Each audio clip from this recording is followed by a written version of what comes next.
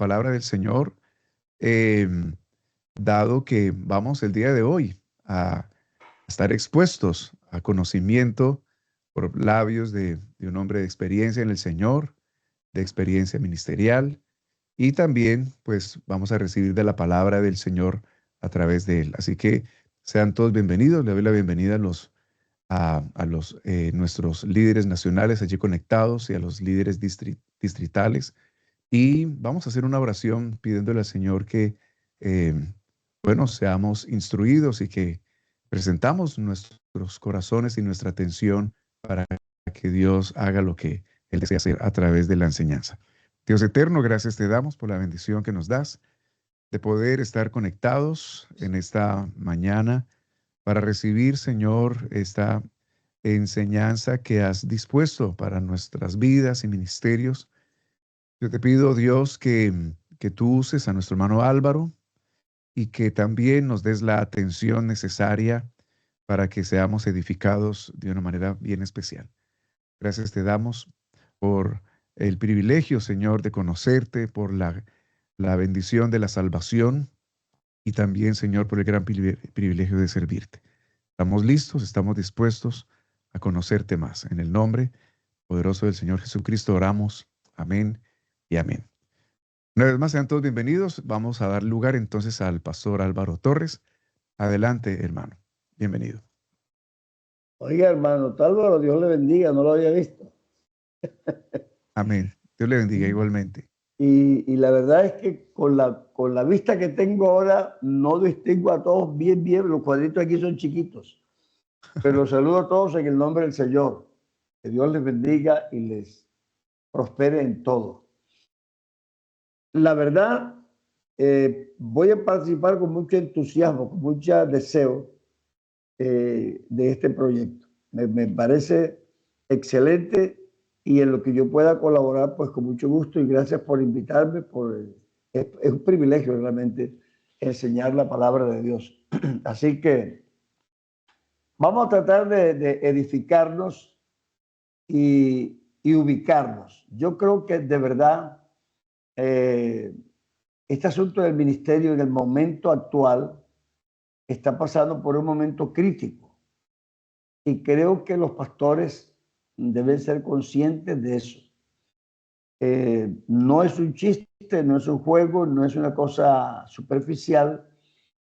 El mundo de hoy maneja mucho la inteligencia emocional, la inteligencia artificial y todas las inteligencias que hay. Y esto se ha vuelto una especie de escuela de manipulación. Entonces tenemos que nosotros cuidarnos de no caer en ese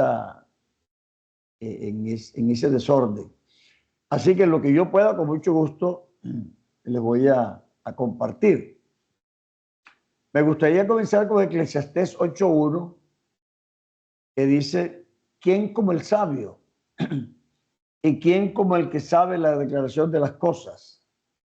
La sabiduría del hombre ilumina su rostro y la tosquedad de su semblante se mudará. ¿Quién como el sabio? ¿Y quién como el que sabe la declaración de las cosas? La sabiduría del hombre ilumina su rostro y la tosquedad de su semblante se mudará.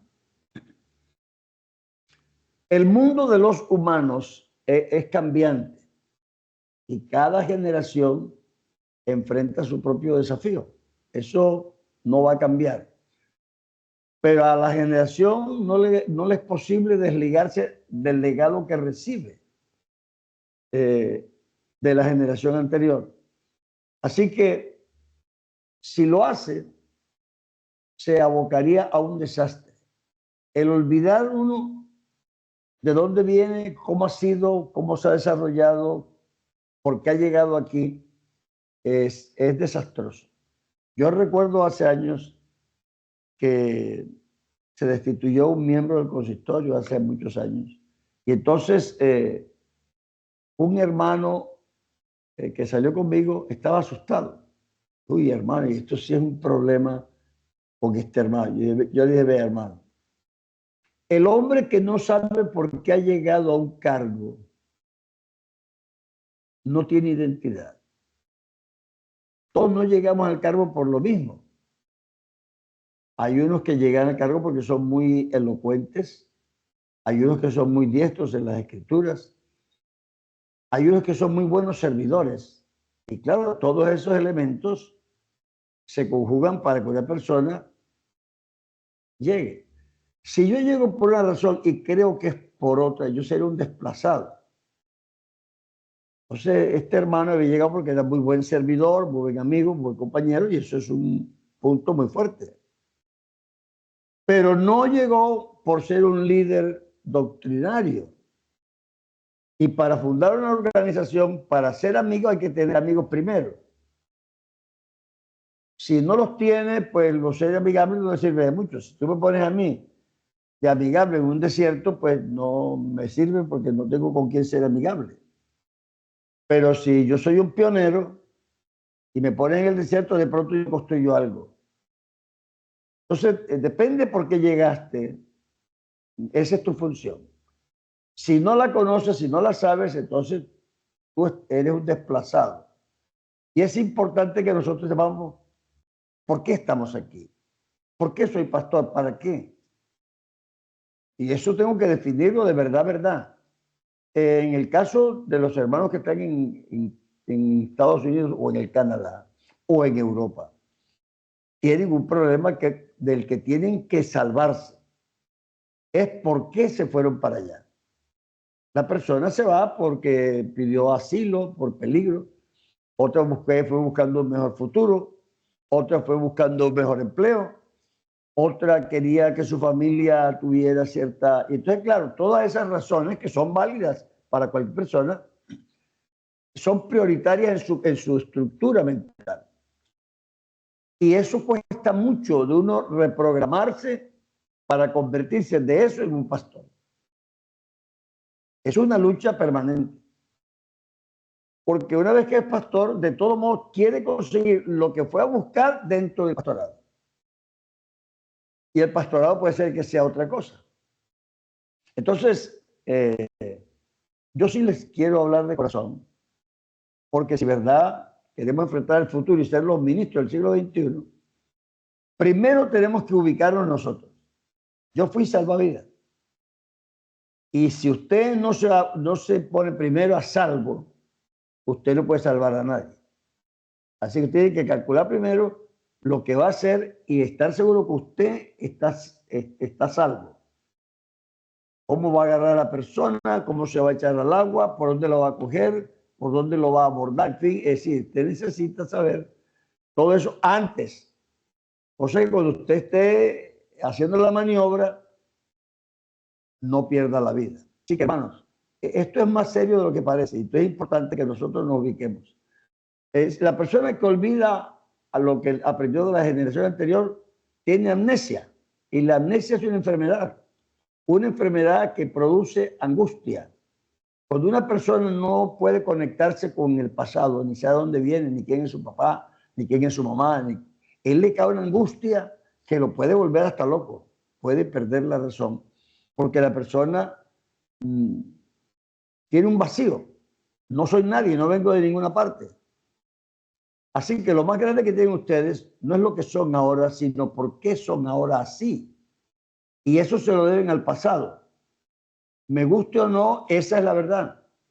Yo puedo modificar un poco la dirección, pero yo vengo de alguna parte. Y eso no lo puedo olvidar. Así que la amnesia es una enfermedad que produce angustia.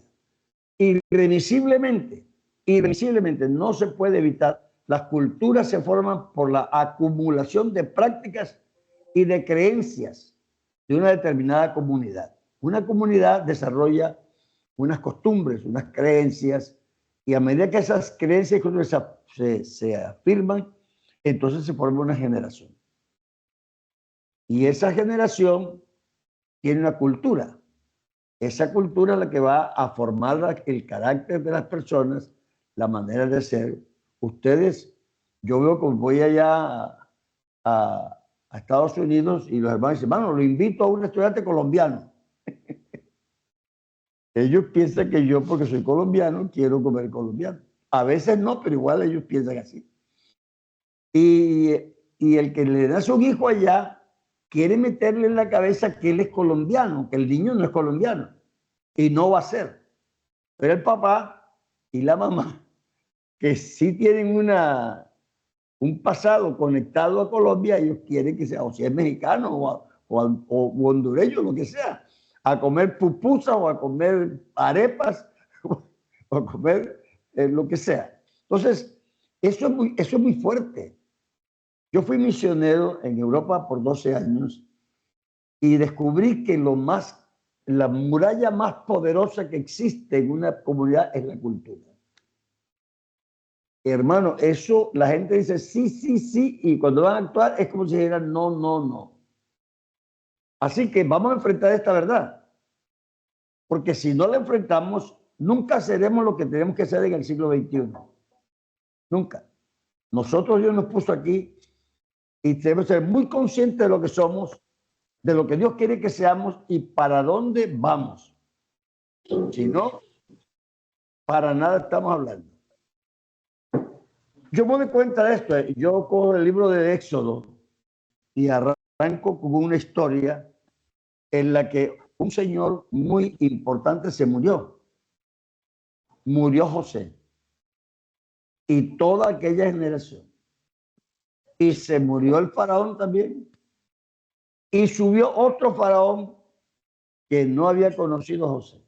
Y aquí empieza el problema cuando yo desconozco mi pasado. Cuando yo desconozco lo que sucedió, para bien o para mal. Yo veo que ahí en Miami, cada vez que dicen que de pronto venga un tornado, toda la gente sabe qué va a hacer. A comprar agua, a comprar comida, a ponerle tablas a la ventana, a la puerta. ¿Por qué? Porque ya lo vivieron antes. Si lo olvidan, los volverá a pillar de sorpresa. Así que lo vivido no se puede desechar como si no, porque eso es lo que somos, nos guste o no. Es decir, créanme que esto es importante, porque lo he vivido, sé lo que es. Entonces uno a veces trata de creer que no es así, pero sí es así. Entonces José, se ve que José falló en que no insistió con su pueblo en por qué estaban en Egipto. No se estoy mirando. ¿Qué lo llevó Dios ahí? ¿Y qué fue lo que pasó? Así que ese pueblo no tenía no sembró eso en su ADN, en su memoria. Lo mismo le pasó al faraón. Se levantó un faraón que no sabía lo que había pasado con José, que no se lo contó a su pueblo, y hubo una ruptura de generación, una ruptura generacional. ¿Y en qué resultó eso? En una tremenda esclavitud. El nuevo faraón, que no estaba agradecido porque no sabía lo que José había significado para ellos, y el pueblo que no tenía idea de por qué estaba ahí, fallaron. Y entonces se produjo una esclavitud muy fuerte. Mataron a los niños, sometieron a la gente a trabajos muy duros, muy forzosos, muy peligrosos, los explotaron y fue un desastre.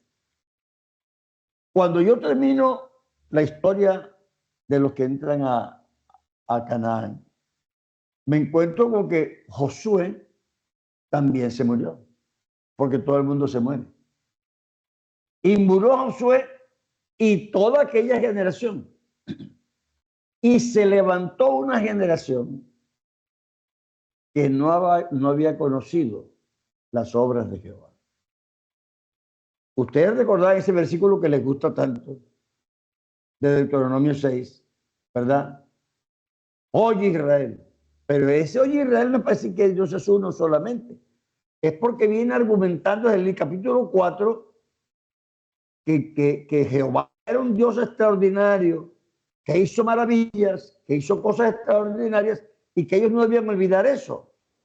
Y estas palabras que yo te digo hoy, tú se las repetirás a tus hijos y le vas a contar la verdad. Y cuando tu hijo te pregunte, papi, y este sacrificio que comemos así, ¿por qué comemos estas hierbas amargas y esto? Tú le vas a repetir, porque éramos esclavos en la tierra de Egipto. Y Jehová con mano fuerte, con brazos, exactamente. Pero ellos no lo hicieron. Murió Josué y toda aquella generación, y se levantó una generación que no había conocido las obras de Jehová y nadie se la había contado. ¿Y en qué terminó eso? En una adoración de Baal. Se fueron a la idolatría, se olvidaron de Jehová. Así que es importante que nosotros entendamos eso. Estas generaciones todas encuentran cosas positivas y negativas cuando llegan, pero no pueden perder su identidad, porque si la pierden no son nadie. Yo no puedo empezar a los 80, porque yo viví 80 años. Y esos 80 años algo me dejaron, bueno o malo. No puedo empezar ahora. Y si yo enseñara algo, lo que estoy enseñando, lo tengo que enseñar con el peso de la experiencia pasada. Porque no puedo adivinar el futuro. Y el día de hoy solamente he vivido 1 año o 2. Así que yo tengo mucho más peso del pasado que del presente y del futuro. Porque es lo que más he vivido. Y lo mismo ustedes, todos los demás. Nosotros tenemos esa situación que no podemos cambiar. Así que tenemos que entender el caso nuestro. Tenemos cosas muy positivas y cosas muy negativas. Y nos toca a nosotros escoger y ubicar cada cosa que tenemos. En el lenguaje bíblico, Efesios 1 y 2, 1 y 2, en Efesios capítulo 2, versos 1 y 2, dice: y Él os dio vida a vosotros cuando estabais muertos en vuestros delitos y pecados, en los cuales anduvisteis en otro tiempo, siguiendo la corriente de este mundo, conforme al principio de la potestad del aire, el espíritu que ahora opera en los hijos de desobediencia. Me llama la atención esta expresión, siguiendo la corriente de este mundo. La corriente de este mundo no necesariamente es pecaminosa. Es la filosofía de vida que tiene la generación del momento. La corriente del mundo es la cosmovisión que tenga una generación de la vida, del mundo. Entonces, aquí hay una corriente de pensamiento. Esa corriente filosófica impera en una cultura y en una generación. Entonces, ellos vivían en esa corriente del mundo. Esa corriente del mundo no era cristiana, porque el cristianismo empezó con Cristo y esto sería como 30 años después. Así que de cristianos poquitos. Ustedes van a Estados Unidos y yo voy a Colombia o al Canadá donde vivo ahora y yo encuentro unas costumbres que no empiezan conmigo, estaban ahí. Y no las empezaron cristianos. Y no las mantuvieron cristianos, sino que han ido pervirtiéndose con el tiempo y yo las encuentro. Yo pues, es que el mundo aquí es así y yo pues soy. Yo seguiré en la corriente de la sociedad en la que vivo o yo pertenezco a otra corriente. Mi cosmovisión es la de la gente que me rodea o yo tengo otra cosmovisión. Lo que el apóstol llama la corriente del mundo no es otra cosa que la cosmovisión que impera en determinado momento histórico. Esa es la corriente de hoy tiene una corriente. La corriente de esa época era otra corriente. Pero esa corriente expresaba lo que esa sociedad había acumulado y consideraba bueno o malo. Porque la moral no es universal, la moral es con respecto a lo que las personas piensan que es correcto o no. Y eso es casi personal. Entonces, lo que parece malo hoy puede ser bueno mañana, o lo que es, pero eso es moral. Pero Dios no enseñó solo una moral, sino una doctrina. Y eso es diferente. Una doctrina es una manera de pensar, una cosmovisión. Y una moral es lo que yo creo bueno o malo. Que puedo estar en lo cierto o puedo no estar en lo cierto. Así que la moral no es universal y no estás seguro que es correcta. Por eso es que cambia a veces con el tiempo y algunos se adaptan a ella. Entonces, ese en un momento determinado histórico impera una manera, una cosmovisión, una corriente de ese mundo. En nuestro momento, la corriente que impera en nuestro momento, tenemos algunas perlas que yo quiero mencionar, que son la corriente nuestra, para bien o para mal. Una de las cosas muy fuertes en nuestro momento es la popularidad. Además, te entrenan para caer bien. Te enseñan cómo es el vocabulario empresarial. Te enseñan cómo es el vocabulario eclesial. Te enseñan cómo tienes que expresarte. ¿Para qué? Para ser popular. Entonces, la gente de hoy tiene todo. Fíjense cómo dice la Biblia, cómo entra usted a las redes. ¿Cuántos maestros hay hoy enseñando? Hermano, todo el mundo cree que es maestro. Y todo el mundo encuentra que le escuche. Dicen unas barbaridades. Pero la gente se siente y dice, yo soy fulano y tal, y la gente lo hace. El like, ya está. Eso es lo que tenemos, la popularidad, las redes. Las redes tienen la virtud de comunicar rápidamente a un grupo grande de personas una determinada idea, ¿verdad? Entonces, si yo tengo un equipo de 10 y cada uno de ellos tiene 20 contactos, y yo les mando un mensaje a ellos 10 y ellos de una vez lo replican a 20 personas, y en un segundo yo tengo la atención de 200 personas.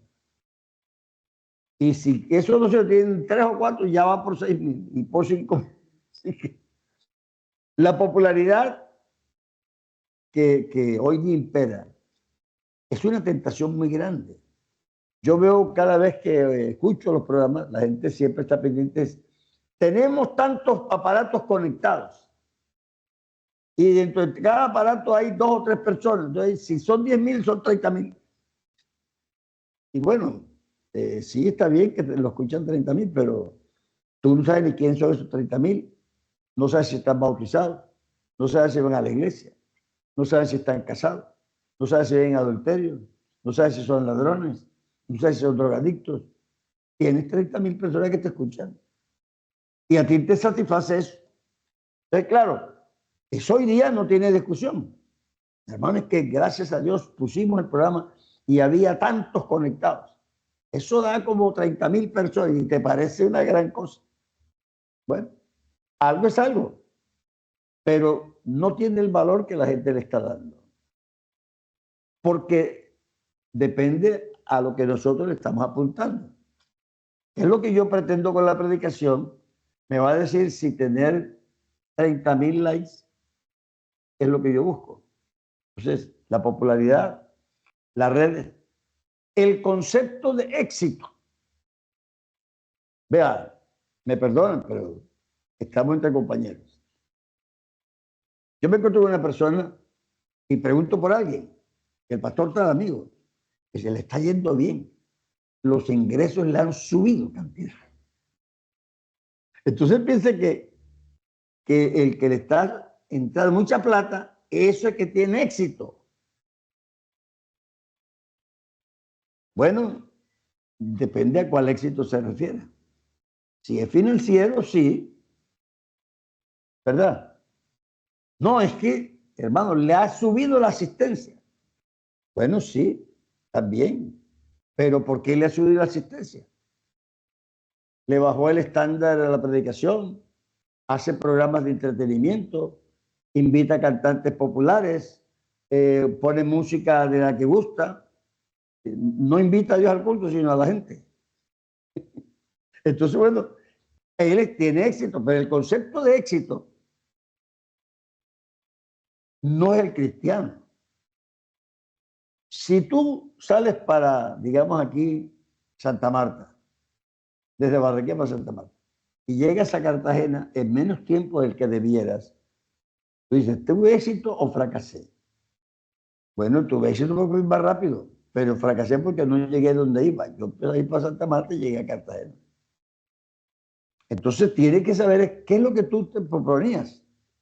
Si era tener mucha gente, que ojalá que tengamos mucha gente, porque uno predica para que se convierta, pero es lo que yo persigo y qué considero éxito. El otro día alguien me preguntó, yo dije, bueno, supón que un pastor tiene 100 personas que le asisten al culto, 50 bautizados y 50 no bautizados. Tiene 100.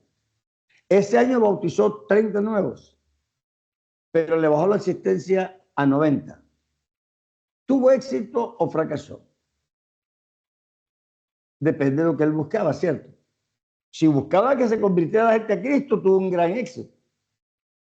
Pero si buscaba que la asistencia subiera, perdió, fracasó. Entonces el éxito no se puede medir así. Se tiene que medir porque yo consiga lo que me propongo. Salgo para un sitio y llego ahí. Busco esto y lo encontré. Yo leí una vez un artículo en el Herald Tribune que decía de un obispo. Y después leí un poema que decía, Juan Comodoro se fue al desierto a buscar agua y encontró petróleo, pero se murió de sed. Fue a buscar agua y encontró petróleo, que vale más si se vende, pero se murió de sed. Entonces, ojalá que no encontremos petróleo cuando estamos buscando agua, porque el petróleo no se bebe, el agua sí. Claro que el petróleo se vende por mucho dinero, pero ¿para qué me sirve el dinero para que me lo lleven al cementerio? Yo necesito esa hora agua para vivir. Entonces es importante, hermanos, que tengamos unos conceptos claros de lo que estamos haciendo, ¿verdad? Hoy día la popularidad, las redes, el concepto de éxito, la autopromoción. Hoy día eso está de moda. Tú coges un candidato a la presidencia o al consejo o a la asamblea y tú le dices, ¿por qué cree usted que la gente debe votar por usted? ¿Y qué dice él? Porque yo soy el mejor, porque yo tengo experiencia, porque yo sé de eso. Bueno, eso hoy día está muy de moda. Pero la Biblia dice, alábete el estar allí y no tú. Entonces tenemos un problema, ¿cierto? Un problema en el que el mundo de hoy tiene un concepto de lo que es la promoción personal y Dios tiene otra. Si alguno quiere ser el mayor entre ustedes, tenga un buen programa de televisión, pague una buena publicidad, contrate a buenos cantantes, eso no dice la Biblia.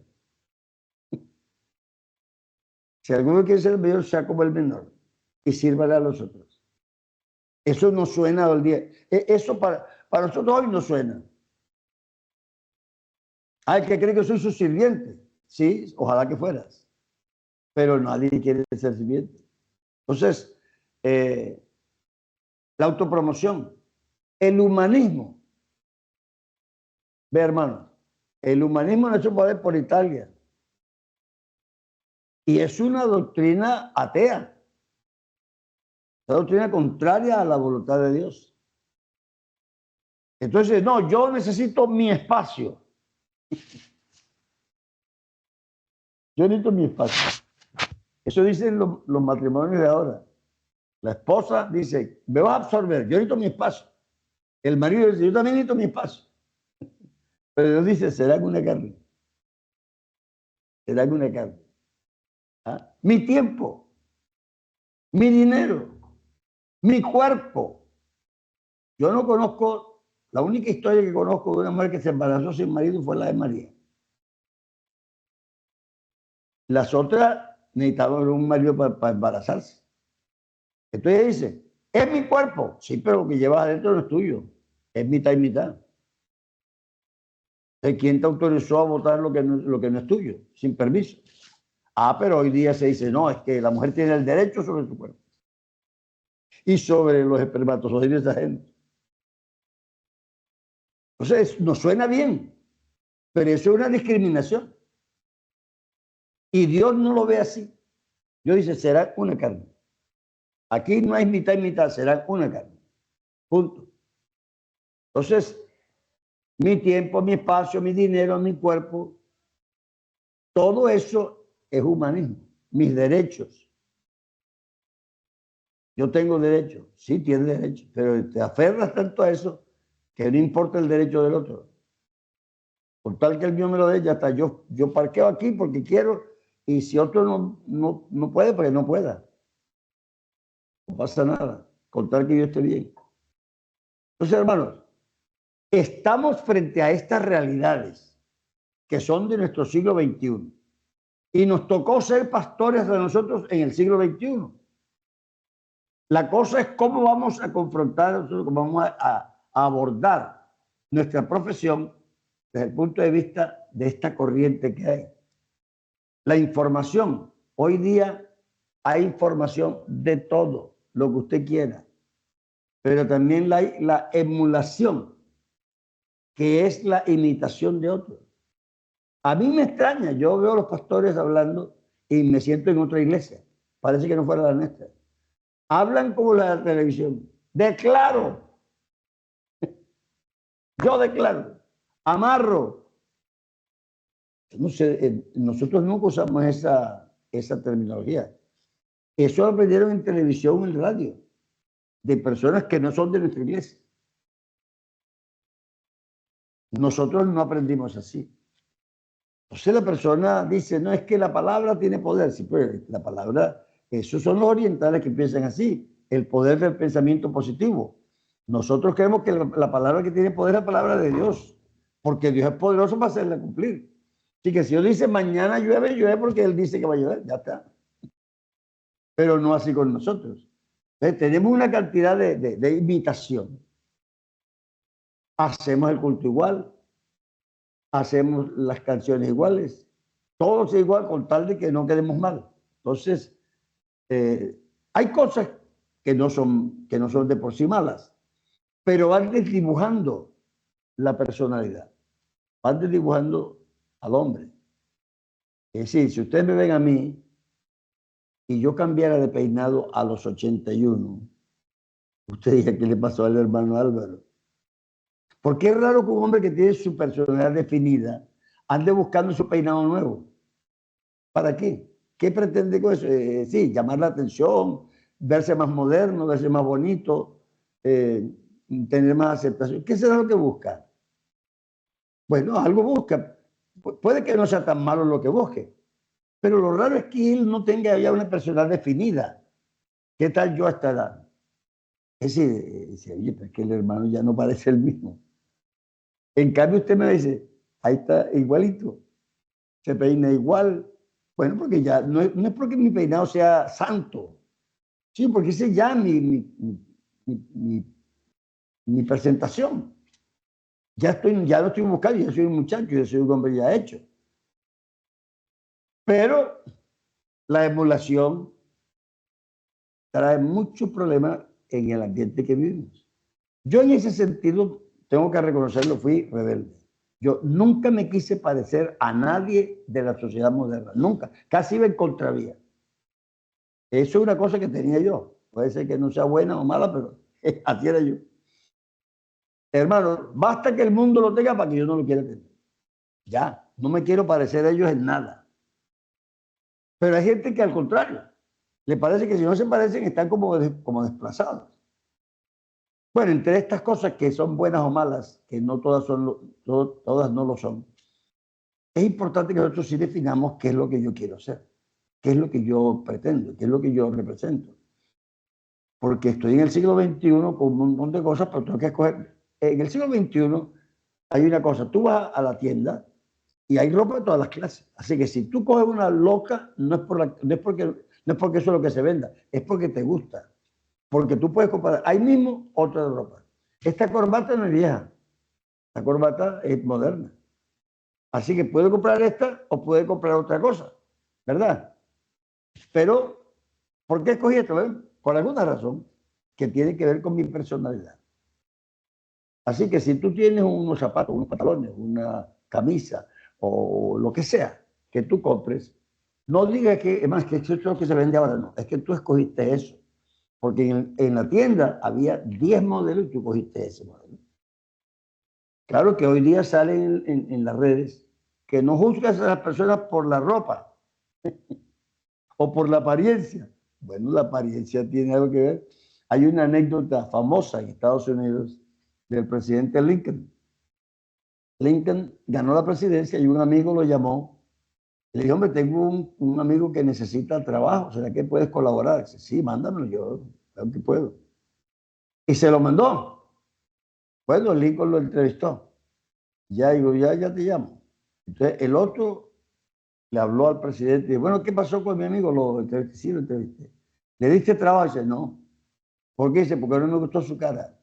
El otro dijo, oye, pero pobrecito, ¿qué culpa tiene él de tener esa cara? Dice, un hombre de 40 sí tiene responsabilidad de su cara, porque aprende a reírse de una manera, sube la ceja de una manera, hace gesto de una manera, él se peina de una manera, él ya construyó esa cara. Así que él sí es responsable por su cara. Entonces, claro, hoy día te dicen, no, uno puede ser de cualquier manera. No. Esa es la corriente del mundo. Yo estaba pensando ayer, no sé por qué estaba pensando, digo, bueno, si yo veo una persona con una gorra, con un uniforme de esos, eh, con zapatos de Spikes y tal, ¿qué pienso yo? Bueno, más o menos que es un beisbolista. Y si lo veo vestido con una pantaloneta y tacos y una pelota de fútbol, ¿qué creo yo? Bueno, que él es un futbolista. Y si lo veo con una ropa naranja y eso así, que recoge la basura. Y si lo veo con camisa, pantalón y zapatos, ¿qué creo yo que es él? Algo. Eso no lo define. Y yo veo que los pastores no se quieren definir. Les parece que tienen que vestirse, no sé, incógnitos. La camisa por fuera, la chaqueta por fuera, no sé qué. Bueno, pues eso es pecado. Eso no es pecado. De verdad no es pecado. Y no es inmoral tampoco. Así que, ¿quién lo va a regañar? A nadie. Lo raro es que él quiera parecer otra cosa. Lo raro es que él quiere parecer lo que él no es. ¿Tú quieres parecer pastor? Bueno, parece pastor. ¿Cuál es la pinta de un pastor? Allá en Estados Unidos hay un dicho muy famoso. Cuando hay un niñito así bien organizado, dice, uy, qué elegante, parece un preacher. You look like a preacher. Ya no lo dicen, porque ya los predicadores no parecen así. Pero Dios sí le puso mucha atención a cómo vistió a sus sacerdotes. Estaban llenos de símbolos y llenos de expresión. Pero yo no digo que te vistas como esas personas, pero digo, de todos modos sí tienes que concluir que hay algo en la presentación. No puede ser alocado, puede no serlo. El siglo XXI nos presenta a nosotros la oportunidad de ser así si queremos locos. Pero ¿qué estamos consiguiendo nosotros? El siglo XXI, ¿qué oportunidad nos brinda de nosotros hacer? Así que tenemos la metodología muy buena, pero estamos reemplazando la unción por la metodología. En otros, nadie dice que no usas un método, porque aunque no quieras, tú usas un método. Todo el mundo usa un método para enseñar. Es decir, eso casi que no se puede evitar. Pero yo sí tengo que tener claro que la unción está por encima de la metodología. Porque el método es una cosa y la unción es otra. Hay cosas que me han pasado que yo sé que la metodología no las puede conseguir. Ahora, si yo fuera psicólogo y siento a la persona y le hago un test y lo investigo bien, de pronto le descubro algunas cosas, pero eso me va a tardar a mí 2, 3, 4 meses mientras yo lo estudio bien. Pero la unción está de otra manera. Dos chicas me dicen, hermano Álvaro, queremos hablar con usted. Bueno, listo, siéntese. Me dice, es que yo como que no sé orar, porque cuando oro, como que Dios no me responde. Yo le digo, yo le iba a responder y Dios me sopló aquí. Y me dice, ella sí sabe orar. Pero cuando ora, yo le pido cosas que ella no me quiere dar.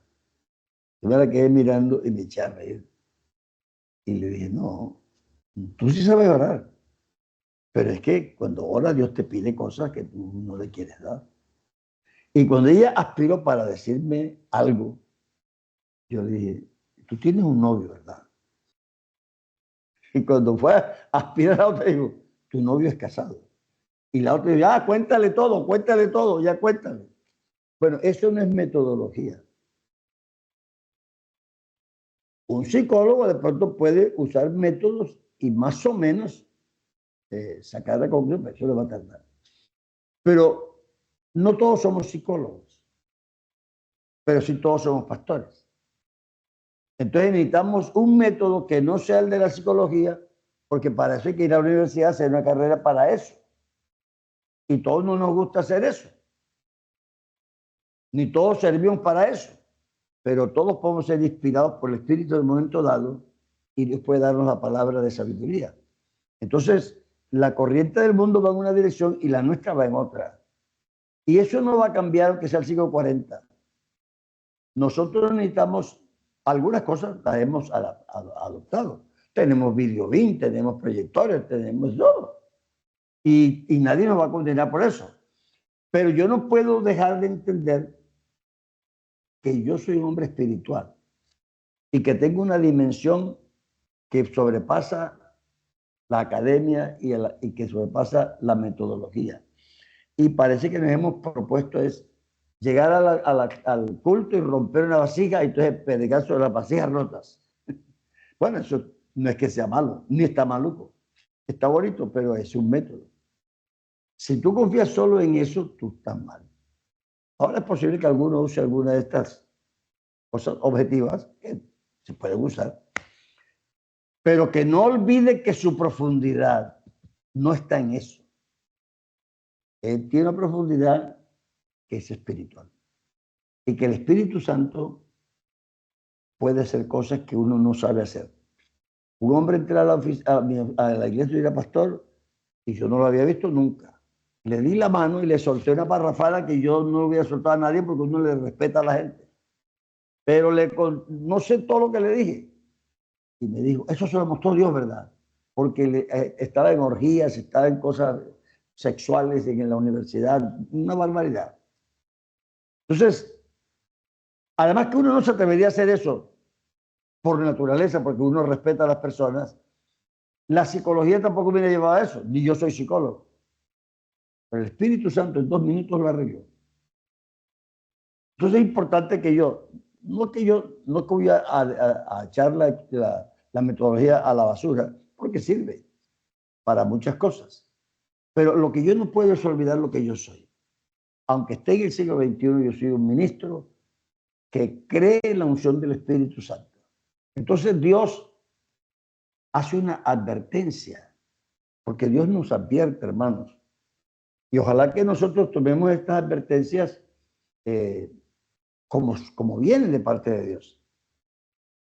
Dios dice, Deuteronomio 6, 10 al 12. Deuteronomio 6, 10 al 12. Cuando Jehová tu Dios te haya introducido en la tierra que juró a tus padres, Abraham, Isaac y Jacob, que le daría, en ciudades grandes y buenas, como Miami, que tú no edificaste, y en casas llenas de todo bien, que tú no llenaste, y cisternas cavadas que tú no cavaste, viñas y olivares que no plantaste, y luego que comas y te sacies, cuídate de no olvidarte de Jehová, que te sacó de la tierra de Egipto, de casa de servidumbre. Nosotros esto lo sabemos, pero sí lo tomamos así como sí, una información. Pero hermano, si Dios tiene una casita allá en Estados Unidos, Dios te la bendiga. No está mal. Pero no te olvides, ¿quién te sacó de la tierra de Egipto?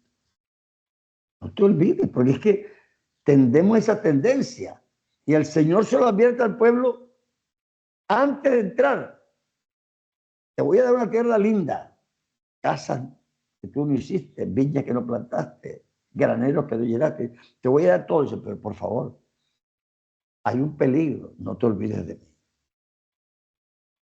No te olvides. Entonces, yo te digo, aunque estés en Estados Unidos o en Europa o en donde sea, no te olvides. Porque El peor pecado que cometió la humanidad, según Romanos, es que habiendo conocido a Dios, no le honraron como a Dios, ni le dieron gracia, no fueron agradecidos y le dieron la gloria al presidente de la República, al de la esquina del colegio, antes que al Creador, el cual es bendito por los siglos de los siglos. Nosotros no dependemos de ningún presidente, ni de izquierda, ni de derecha, ni de donde sea. Nosotros tenemos un reino. Y ese reino es poderoso porque el rey nuestro es invencible, es único, es maravilloso. Y podemos confiar en él. Y él no quiera, y la Biblia dice, él no quiera más allá de la muerte. Así que no olvidemos eso, porque a veces uno cuando le toca hablar se tiene que comprometer. No olviden ustedes que yo he estado en cargos en que legalmente me tuve que comprometer. Y yo me acuerdo de un hombre que tuvimos que destituir y nos demandó y el juez le dio la razón en la tutela al principio.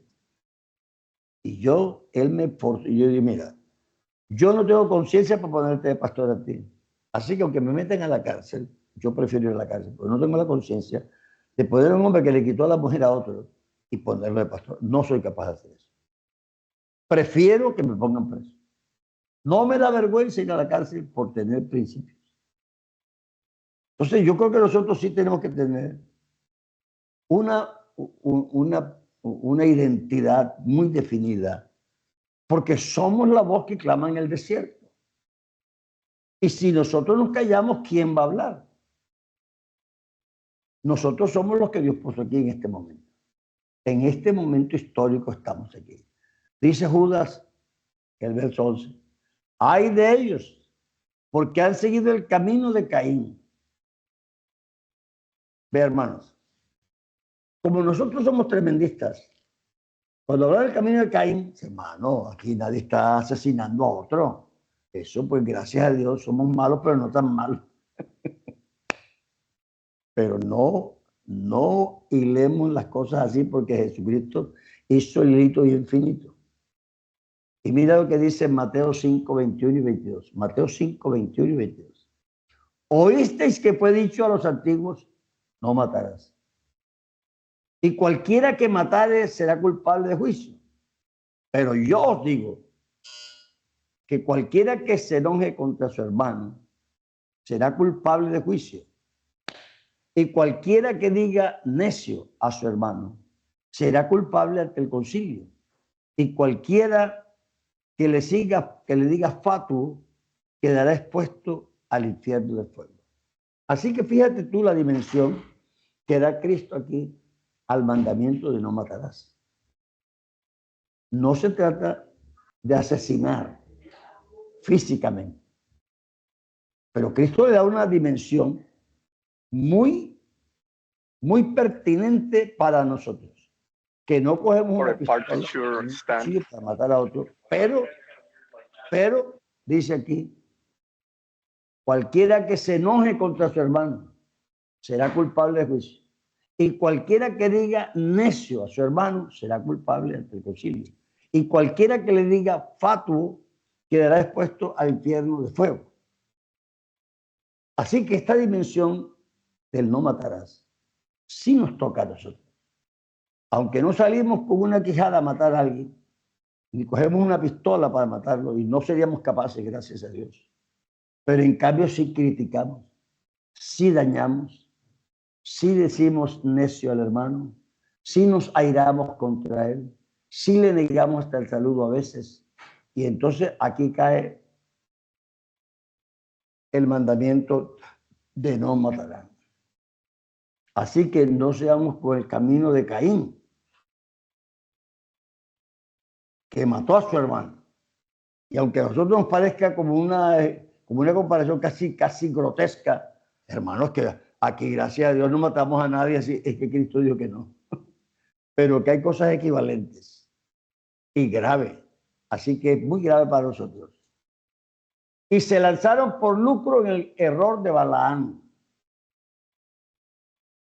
El lucro, hermanos.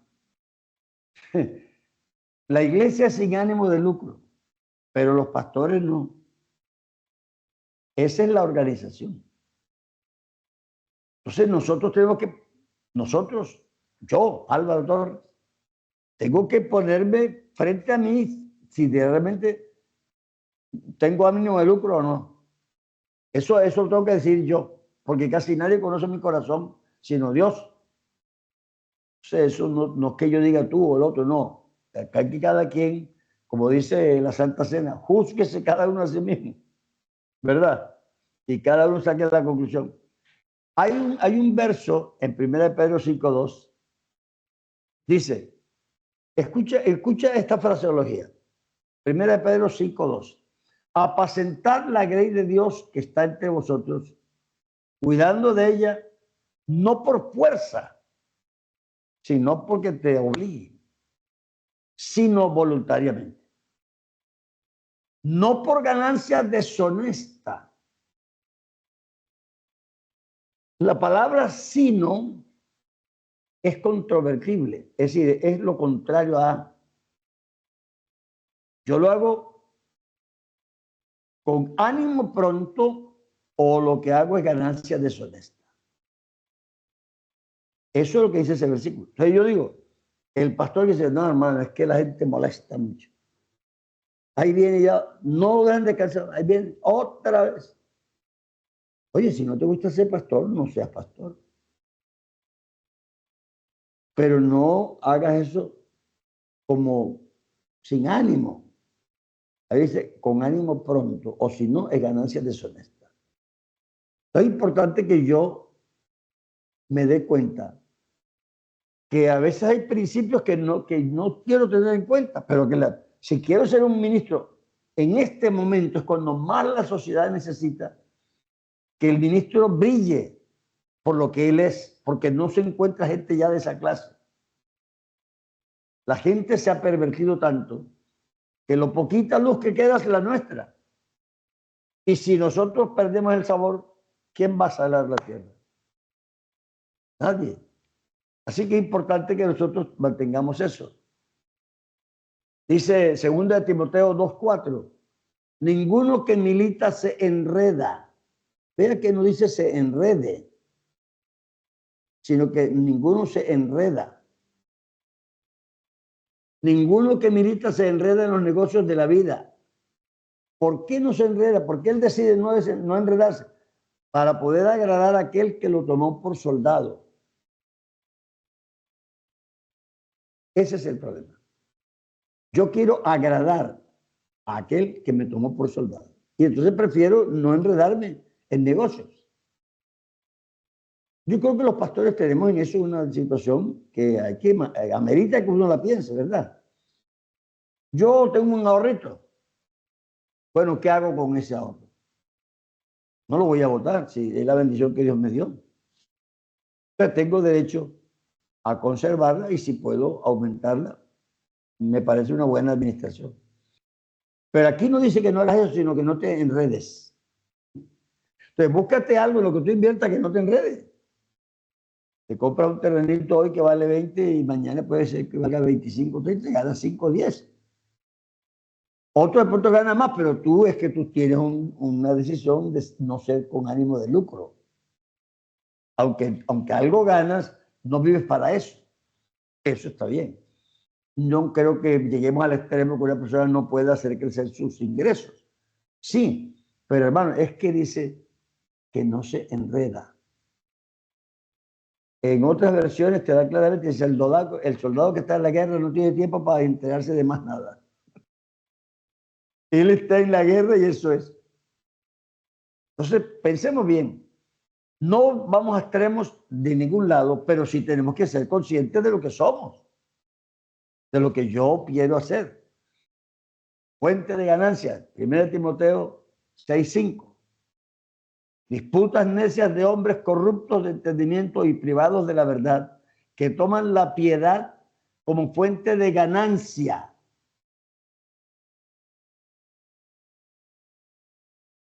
Tú escogiste ser pastor o si no, pues no estás obligado a ser pastor.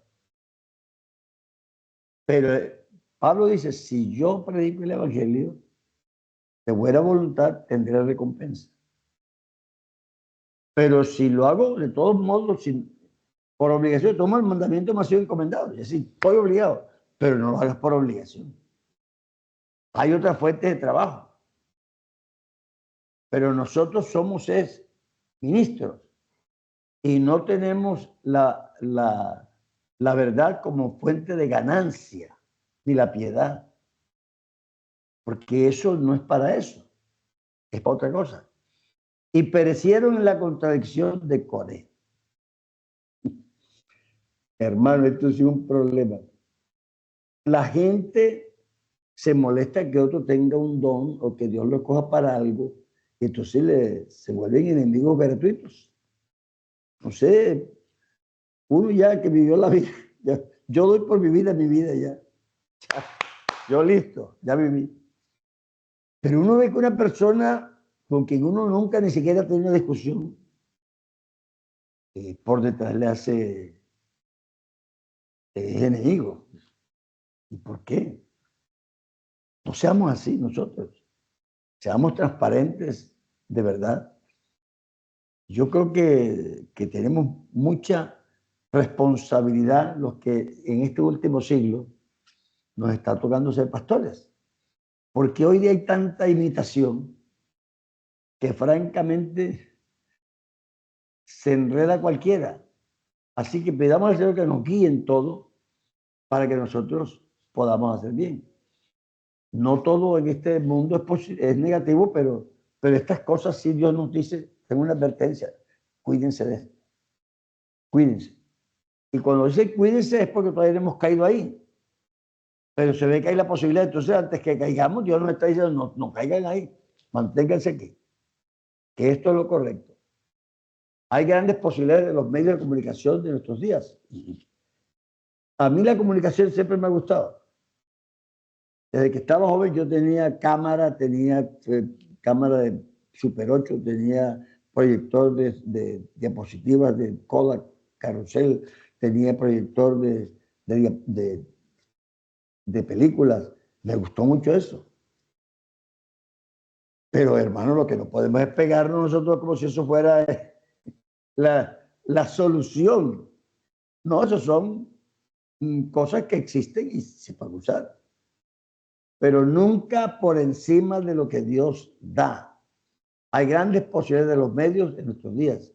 Los métodos de enseñanza son muy buenos. Hoy día hay muchos métodos. Pero ten cuidado de no caer en apasionarte o en hacerte esclavo de un medio, porque el medio tiene un problema. Yo, por ejemplo, en el caso personal, en el colegio, yo no hablaba nada en clase, pero nada. A menos que sea para preguntar o responder, yo prestaba mucha atención y casi ni cogía notas. Pero yo escuchaba con mucha atención y me molestaba que otro hablara.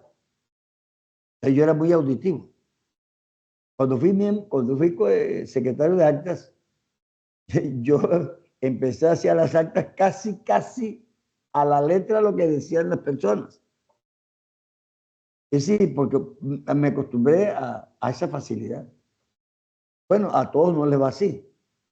Entonces el método que tú vayas a usar para enseñarme a mí no es el mismo que el niño que es muy visual, que él tiene que ver las imágenes.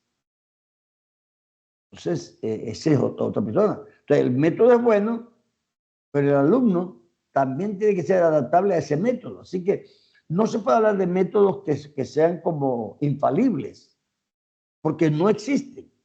Porque cada persona tiene una manera de hacer. Y los que tenemos varios hijos, que tenemos 2 o 3 o 4, yo tengo 5, uno se da cuenta que no vale lo mismo para uno que para el otro. Si tú quieres criarlo bien, tienes que conocer bien al muchacho, a cada uno, para tú a cada uno manejarlo como toca. Lo mismo en la iglesia. Fíjate lo que dice la Biblia. La Biblia dice, el buen pastor conoce sus ovejas, las llama por su nombre y ellas conocen su voz y lo siguen. Entonces yo me puse a pensar, porque está hablando de ovejas de 4 patas, no está hablando de personas. Habla de un pastor con ovejas de 4 patas, ovejas del campo. El buen pastor, y han hecho el experimento, otros llaman y no vienen, el pastor llama y se vienen todas las ovejas.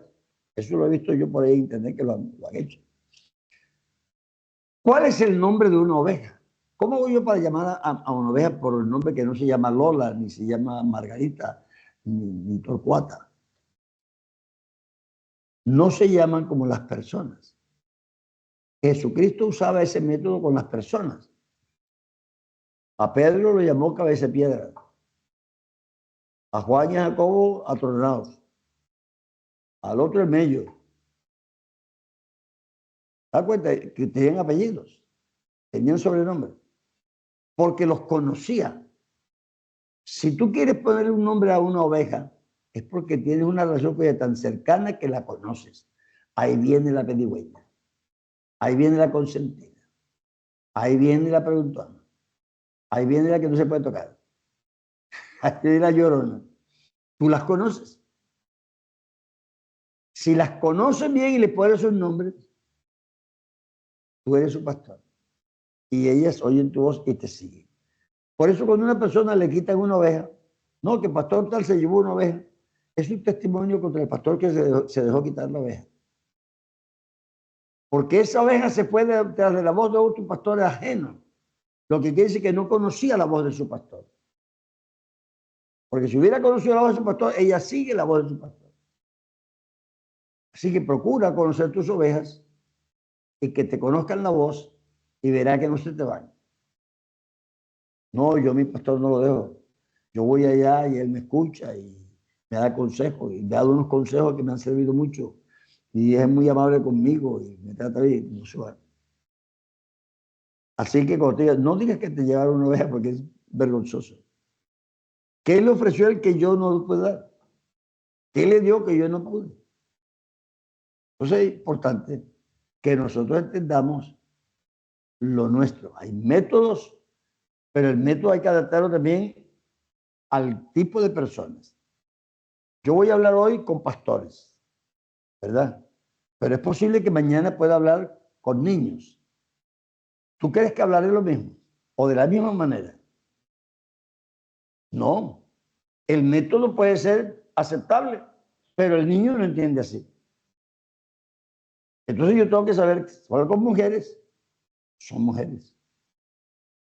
Si voy a hablar con hombres, son hombres. Con adolescentes, son adolescentes. Con inconversos, son inconversos.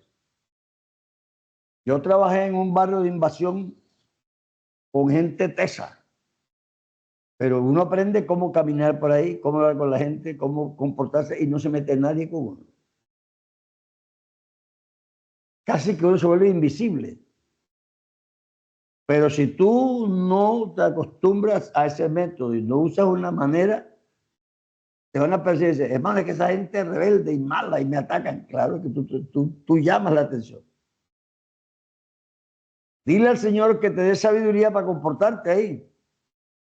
Porque eso es lo que hizo David. Se portaba sabiamente cuando lo perseguía. Se hizo el loco. Tienes que aprender. Porque eso es lo que somos. Nosotros tenemos que ponerle cabeza, corazón y habilidad a lo que estamos haciendo. Porque estamos salvando gente. Y como decía el hermano Zúñiga, si hay que ponerse de cabeza, ponte de cabeza. Pero sálvalo. Entonces, el método es bueno. La metodología es buena. Y hoy día hay muchas buenas. Pero no te cases con ninguna. Porque la cantidad de personas que tienes son muy heterogéneas. Y entienden de forma distinta. Así que es importante que uno entienda eso. Ahora vamos, ¿por qué el ministerio? Vamos ya, una vez que planteamos todo este entorno, ya pusimos el escenario. Ahora preguntémonos, ¿para qué necesitamos un pastor? ¿Por qué hay ministros?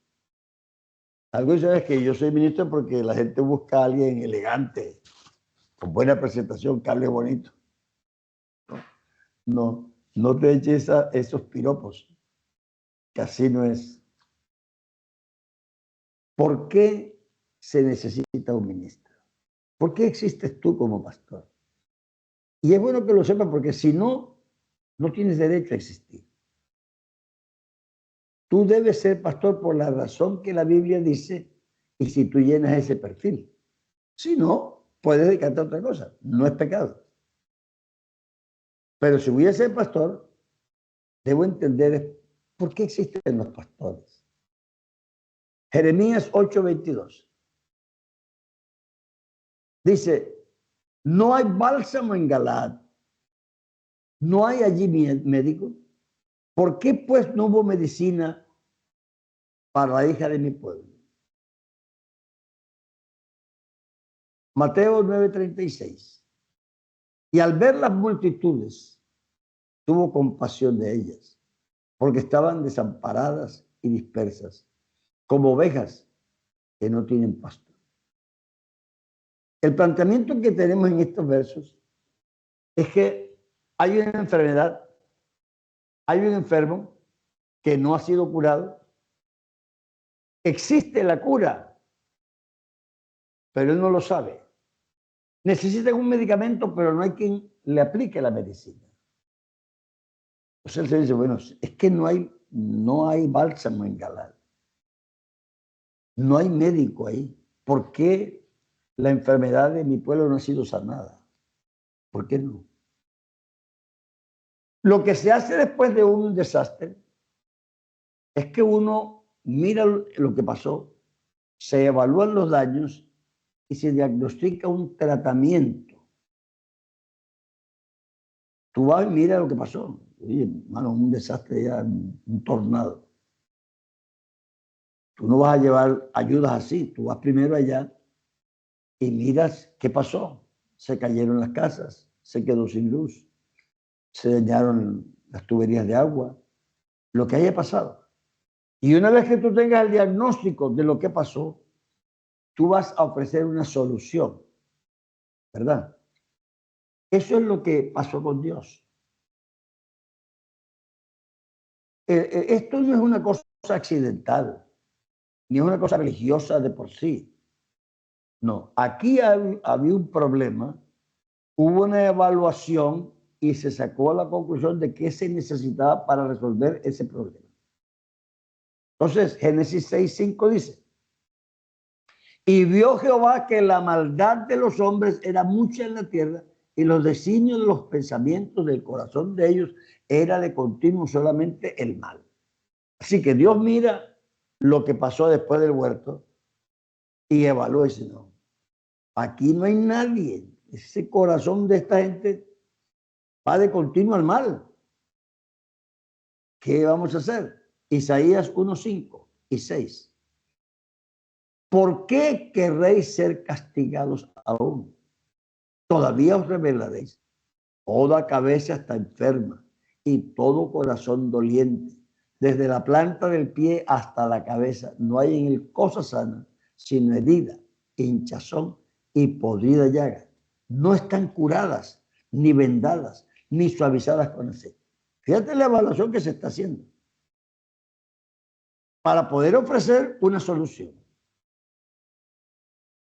Nosotros no podemos llegar a que voy a ver una iglesia y vamos a poner un letrero y vamos a predicar. No, tú, ¿para qué quieres abrir una iglesia? ¿Qué piensas hacer? Pero de verdad, verdad. Porque esto tiene que ser con franqueza. Romanos 3:10-12. Como está escrito, no hay justo ni a uno. No hay quien entienda. No hay quien busque a Dios. Todos se desviaron, a una se hicieron inútiles. No hay quien haga lo bueno. No hay ni siquiera uno. Esto es lo que Dios está evaluando. Este es el diagnóstico que Dios hace después del desastre. Hubo pecado y mira cómo quedó todo esto aquí. Ezequiel 22:30. Y busqué entre los hombres, que hiciese vallado y que se pusiese en la brecha delante de mí a favor de la tierra para que yo no la destruyese y no lo hallé. Es decir, hay un desastre, Dios viene a ver y evalúa. Y entonces trata de buscar a alguien que sirva para resolver el problema.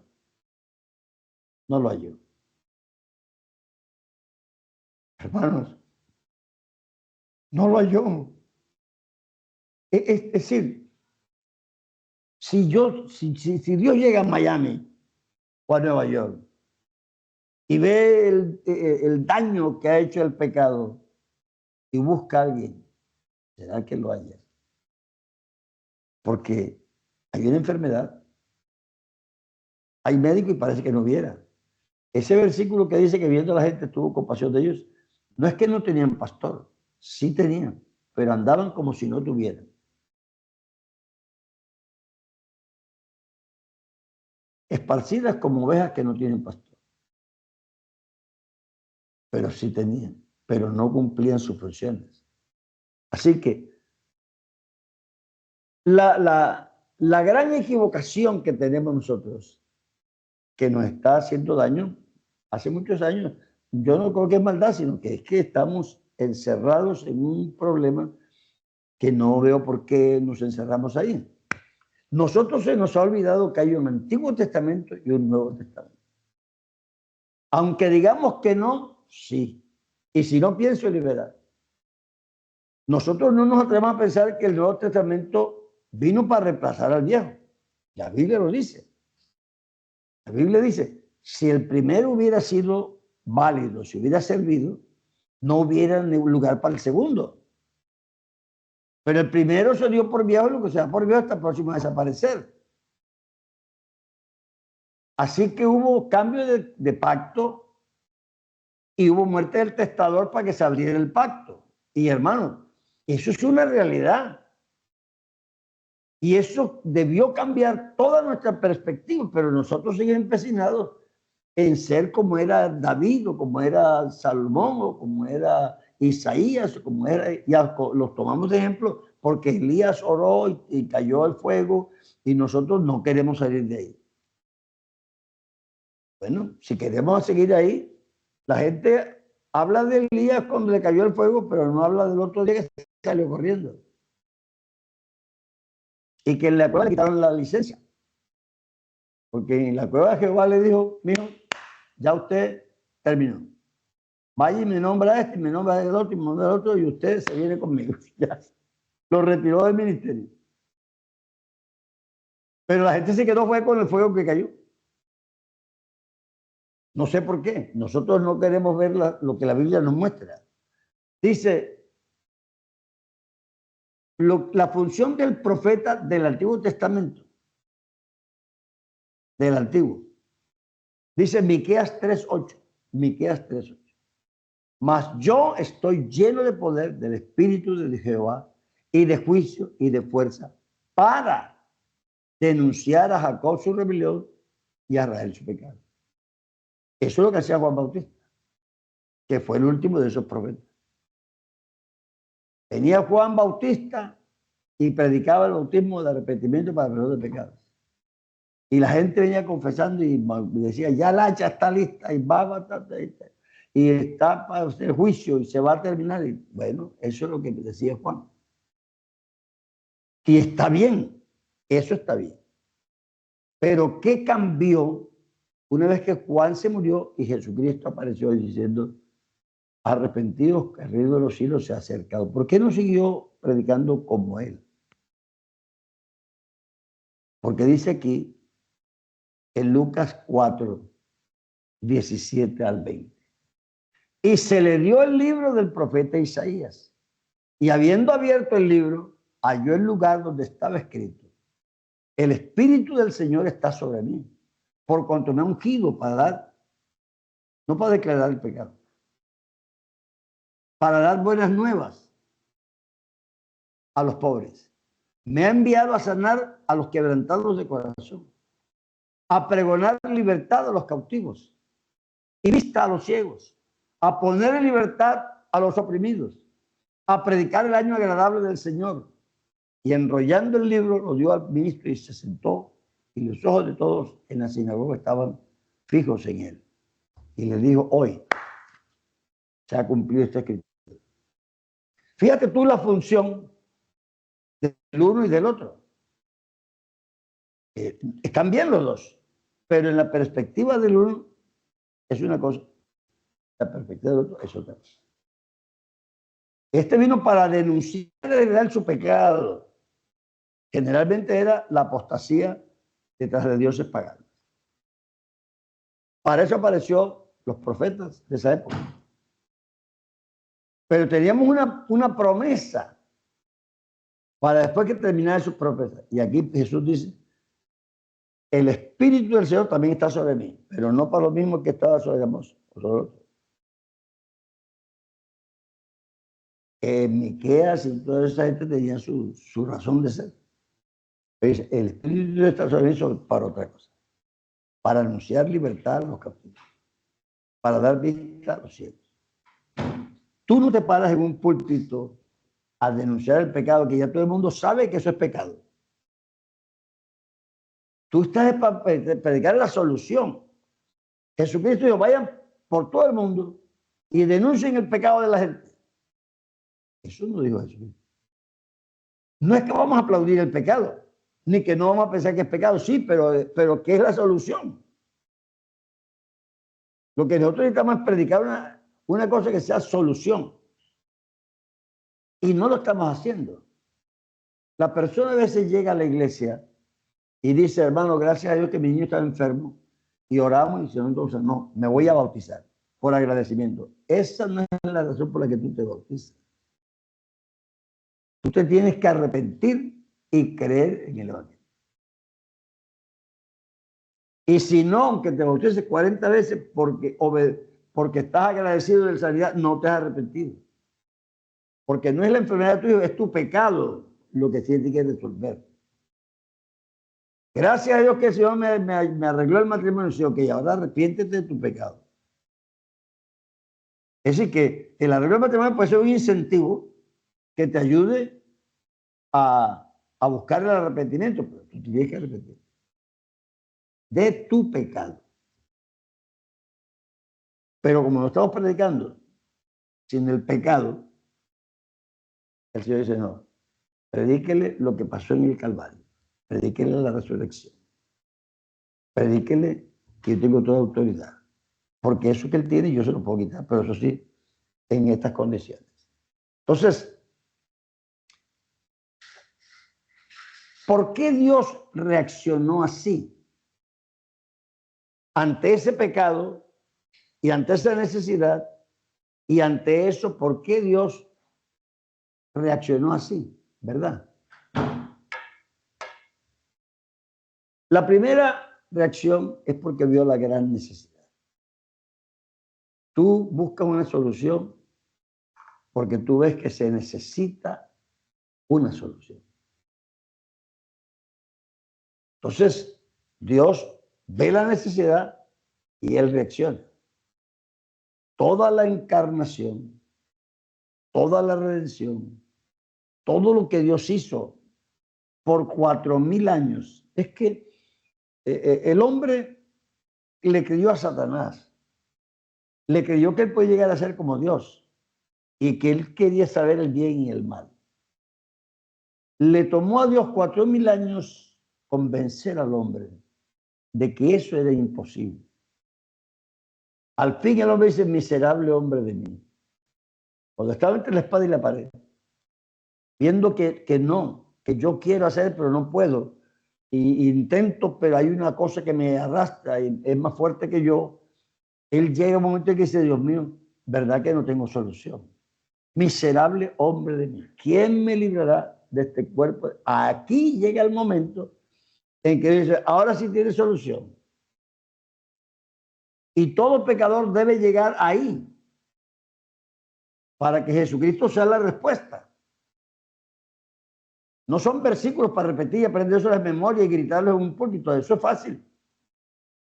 Es que entendamos lo que Dios nos ha puesto a hacer para que la gente llegue ahí y se arrepiente y nosotros podamos guiarlos a la salvación.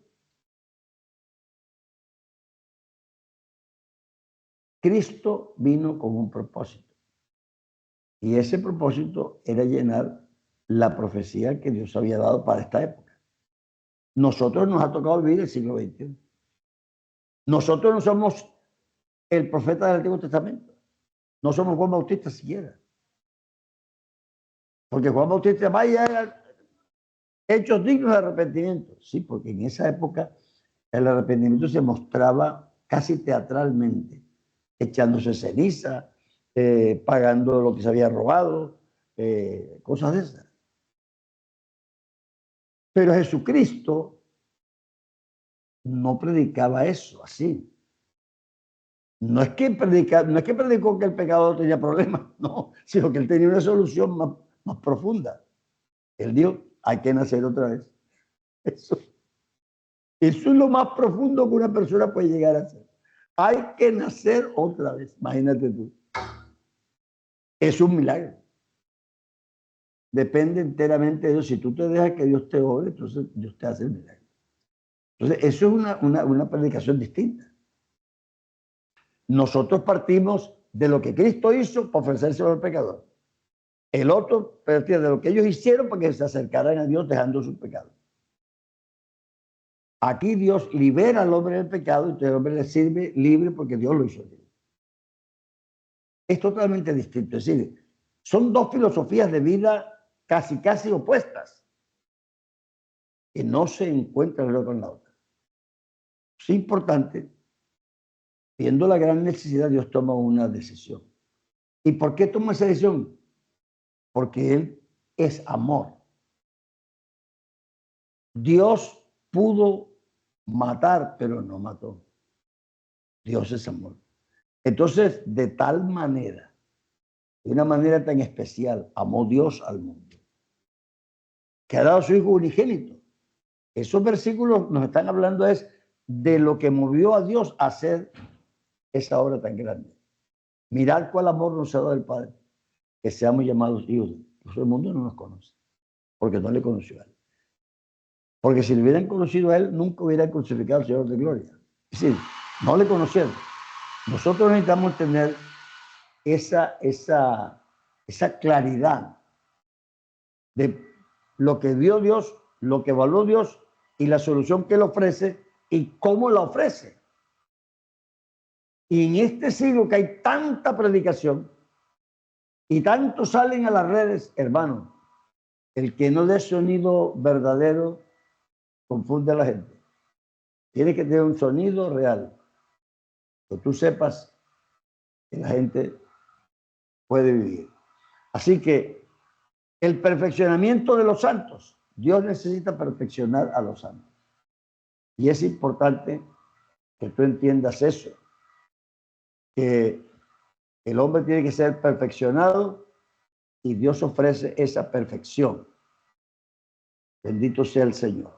Así que de tal manera amó Dios al mundo que ha dado su Hijo unigénito. Entonces Él trae salvación para la gente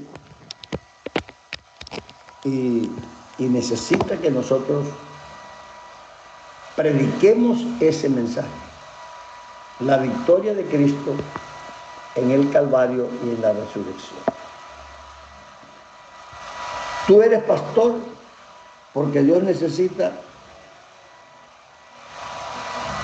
perfeccionar a las personas. Oiga, hermanos, ¿me están oyendo? ¿Sí me están oyendo? Es que aquí sí, señor. Sí, señor. Sí, amén. Sí, hermano. Sí, amén. Por el mensaje. ¿Para qué Dios nos ha llamado? Y para entender eso tenemos que entender en qué consiste el nuevo pacto. En qué consiste lo que Dios nos ha dado. Porque si no, nunca lo haremos. Así que, ¿cuáles son los elementos que Dios nos ha dado a nosotros para llevar a cabo esta solución? Porque yo veo que la gente hace cosas bonitas sí, pero que Dios no le mandó a hacer. Nosotros oramos y ¿quién va a estar en contra de la oración? Díganme. Es decir, yo creo que a veces uno habla y la gente cree que dice, este hermano como que no le gusta la oración, pero hermano, ¿qué cristiano va a estar en contra de la oración? Ninguno, nosotros todos oramos. Pero ¿para qué es la oración? A veces, como diferimos el uno del otro.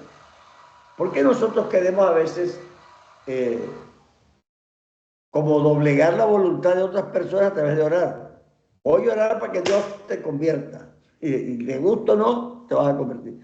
Dios no ha dicho eso nunca. No es que si yo oro, el mundo no, el mundo va de mal en peor y no va a mejorar. Como la Biblia dice que oramos por la paz de Jerusalén, en esa época, nosotros queremos que hoy día, porque oramos por la paz de Jerusalén, y la Biblia dice que precisamente cuando digan paz y seguridad, entonces vendrá el fin. Así que lo que vaya a haber es guerra. Eso va a haber es guerra. Esos son versículos que tienen su momento histórico, pero que no están en este momento. Entonces nosotros a veces queremos forzar la situación a que es porque yo oro, así será. Pero no. A Dios le pareció bien salvar a los hombres por la locura de la predicación. Eso es lo que Dios estableció. Entonces, hermano, si tú predicas un sermón muy bonito, pero que no tiene la intención de llevar a la gente al arrepentimiento, tú no estás salvando a la gente por la predicación. Leí una anécdota, hace muchos años leí una anécdota en que Billy Graham predicaba y siempre sale con Beverly Shea a comer y a comentar el sermón, a comentar lo que había pasado. Y como Billy Graham estaba en su apogeo, eso pasaban miles a entregarse al altar y todo, pero una noche predicó y las cosas no salieron muy bien. Entonces estaban callados los dos. Se fueron con el restaurante a comer callados. Nadie hablaba. Al fin, Billy Graham le dijo a Beverly Shea, ¿qué pasó esta noche? ¿Qué pasó? ¿Qué nos pasó? Y Beverly Shea dijo, abre tus notas del sermón y búsqueme a Cristo en ese sermón. Y hermano, no es porque predicaste bonito, ni porque la gente gritó amén. Busca en tu sermón si presentaste a Cristo. No importa lo que hayas dicho, pero mira si presentaste. Porque la Biblia dice, si yo fuere levantado, a todos traeré a mí mismo. No es tu oratoria.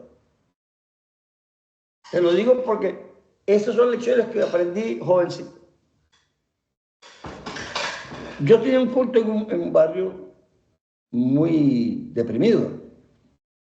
Entonces yo salía del colegio y me iba para allá a hacer el culto. Pero un día, la verdad, no había podido preparar un sermón bien. Pero tenía que hacer el culto, así que me cogí el bus. Y ese bus venía lleno y con la cabeza torcida así. Y no le sacaron hasta la camisa. Eso fue un desastre. Y tenía que predicar y hacer el culto. Y no tenía nada de, ay, Dios mío. Pero tocaba. Así que arranqué con mi culto y llegó la hora de la predicación. Además, yo no tenía un sermón real. Tiré por la izquierda y no me salió. Tiré por la derecha y nada. Mandé una recta y nada. Bueno, esta noche perdí. Esta noche estaba... Tú sabes la angustia que le causó con una cosa así. Esta noche perdí. Yo, a veces se pierde, a veces se gana. Yo estoy hablando de que yo tenía como 15 años, 16. En esa época, a veces ni llamábamos a la gente al altar porque no pasaban. A veces pasaba uno. Normalmente nadie. Así que yo miré a la gente, yo cuando ya tenía como 15, 17 minutos de predicación, y digo, ya cumplí, ya esta vez perdí. Y digo, bueno, póngase de pies. Y yo le dije, vamos a orar y despedir el culto. Y Dios me dijo, no vas a permitir que nadie se entregue. Y yo le dije, ¿y quién se va a entregar con este sermón tan malo? Y volví, eso pasa rápido en la mente, ¿no? Intenté, volvió Dios a decirme, no hay más oportunidad que nadie se entregue. Pero, bueno, hice un truco de predicador, ¿no? No lo llamé, digo, si alguno quiere entregarse, levante su mano. Mano, 7 levantaron la mano. 7. En esa época, eso era una convención. Bueno, pasen aquí para porque me venían llorando. Me venían llorando. Bueno, oré por ellos, pero yo me quedé muy confundido. ¿Cómo es que este sermón tan malo, porque eso no era ni sermón? ¿Cómo es que llegan 7 personas pero compungidas? Vea, había que coger 2 buses para mi casa y me fui a pie. Me fui a pie pensando y pensando y pensando. Porque esta cosa para mí me causa mucho impacto. ¿Cómo es posible que un sermón tan malo tenga tan buenos resultados? Entonces, yo caminando ya cerca de mi casa, y faltaban como 5 calles o 6, al fin Dios me habló. Y me dijo, quiero que aprendas esta noche que la gente no se convierte por tu oratoria. Yo respaldo mi palabra. Oye, hermano, eso fue una gran lección que no he olvidado jamás y no la quiero olvidar. Por eso predico con calma. No importa mi estilo. Procuro hacer lo mejor posible porque Dios se merece lo mejor que yo pueda. Pero sé que la predicación del Evangelio es poderosa. Si presentas a Cristo, la gente va a ser tocada y van a ser convertidos y van a volver en la hora. Entonces es importante que uno tenga claridad. ¿Qué hora es, Mike? Que uno tenga claridad de lo que está haciendo. Porque yo estoy en la solución, es la predicación. Pero la predicación, como la Biblia dice. Romanos 10:14 dice, ¿cómo pues invocarán a aquel en el cual no han creído? ¿Qué hora es? ¿Y cómo creerán en aquel de quien no han oído? ¿Y cómo oirán sin haber quien les predique? ¿Cómo invocarán a aquel en el cual no han creído? ¿Y cómo creerán en aquel? Es decir, que la persona cree de acuerdo a lo que oye. ¿Cómo creerán aquel de que no han oído? ¿Y cómo oirán sin haber quien les predique? De quien no han oído. ¿Y cómo oirán sin haber quien les predique? Así que la predicación tiene la virtud de plantearle a la persona aquí escrito, y si la persona lo cree por lo que oye. Hay versiones que dicen así, se cree por lo que oye. Entonces nosotros tenemos que presentar a Cristo, porque tú predicas y la gente te cree. Si hablas sobre el cigarrillo, te creen sobre el cigarrillo. Si hablas sobre el licor, te creen sobre el licor. Si hablas de Cristo, te creerán de Cristo. Si yo fuere levantado, procura que en tu sermón, el que sea, esté Cristo. Porque si no está Cristo, será un discurso bonito, pero no un sermón de los que convierte la gente. Es importante pues que nosotros en este siglo busquemos la esencia. Hermano, y es que todo el mundo está hablando y reúne gente. Eso no es que se esté convirtiendo, es que la gente está religiosa. Y entre más guerras haya, más religiosos son. Porque la gente tiene miedo a la muerte. Nosotros no estamos aprovechando el miedo de la gente. Nosotros estamos predicando salvación, haya o no guerra, haya paz o no. Aunque no maten a nadie, igual están perdidos. Yo me acuerdo que en una clase bautismal, alguien me planteó ese problema de los que pecan mucho y los que pecan poco. Y yo le dije, mire, suponga usted que yo estoy aquí hablando con usted ahora dando la clase y de pronto me quedo así. Hermano Álvaro. Y, ay, se murió. Se murió el hermano Álvaro sentadito ahí hablando. Y entonces dice ahí, hasta sabroso. Parecía que estuviera vivo. Tranquilito se quedó ahí. Bonito, qué bien. De todos modos, tenía que morir, gracias a Dios. Bueno, una muerte bonita. O puede ser que yo, termine la clase, salga aquí a la puerta, pase un bus y me estrelle y me rompa en pedazos y me destruye el cráneo y todos los sesos queden volados por ahí, pegados en las paredes. Dice, ay, qué muerte tan terrible, pobrecito. Eso se fue como se ve. Ay, Dios mío, qué horror. Y yo pregunto, ¿cómo estoy más muerto? ¿Sentado o estrellado? No hay grados de muerte. O estás vivo o estás muerto. Así que, aunque los pecadores estén arregladitos con chaqueta y corbata, están igual de perdidos que el que está en la drogadicción. Uno aplaude al que le gusta, al que está en contra del aborto, pero es un mentiroso. Y la Biblia dice para los dos que no entran en el reino de los cielos, ninguno de los dos. Ni los adultos, ni los fornicarios, ni los hechiceros, ni los hechiceros con varón, ni los afeminados, ni los mentirosos, nadie. Así que hay muertes horrendas de apariencia, pero están igual de muertos que los que no están así. Así que no se trata de que muera bonito o que muera maluco, es que está muerto. Y nosotros somos gente que predicamos para que la gente tenga vida. Sea el siglo XXI, sea el 40 o el 80, nosotros tenemos un mensaje poderoso. Hermano, no se deje enredar. No permita. Usted, claro que está aquí, ¿qué va a hacer? Coge un carro como cogen la gente, porque ya no cogen carruajes, ya no hay caballos. Toca vivir el siglo XXI, ¿verdad? Usted tiene un proyector en la iglesia porque hoy día se usan los proyectores y eso es fácil. Bueno, está bien. Pero no te olvides que eso no suple ni reemplaza.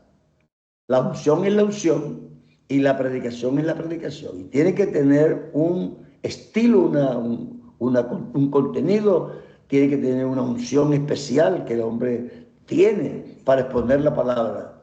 Y a veces, aunque tú no seas un súper, Dios te puede usar. Yo me acuerdo que la primera vez que, bueno, lo voy a decir por nombre porque no es malo, el hermano Orlando Suárez estaba recién convertido y mi tío le pidió, que era el pastor, que predicara el primer día.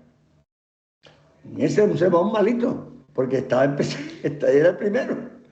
Y mi hermana, que conocía la Biblia de pasta a pasta, no mi hermana Isabel, sino la otra, Miriam, vino corriendo del empleo a escuchar, porque ella quería estar en el culto, era culto de juventud, y salió rabiosa. Ese sermón tan malo, uno que sale corriendo del trabajo y uno que busca, no, y le ponen a una persona que ni sabe hablar total, salió echando chispas. Mi tío siempre pasaba por la casa nuestra porque vivía cerca. Después del culto pasó por allá y mi hermano lo esperó con 2 piedras en la mano. Es que, tío, eso es una irresponsabilidad. ¿Cómo es posible que uno sale y le ponen a cualquiera? Bueno, eso es un escándalo. Estaba rabioso. Bueno, eso pasó.